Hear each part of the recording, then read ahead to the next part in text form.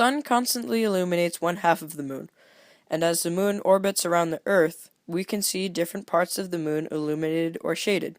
We break these up into phases. The phases are new moon, waxing crescent, first quarter, waxing gibbous, full moon, waning gibbous, last quarter, waning crescent, and back to new moon.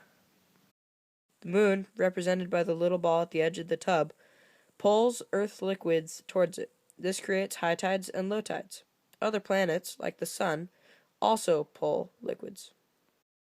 A spring tide occurs when the Earth is both aligned with the sun and the moon. Now both the sun and the moon will be pulling the tides, so the high tide will be much greater.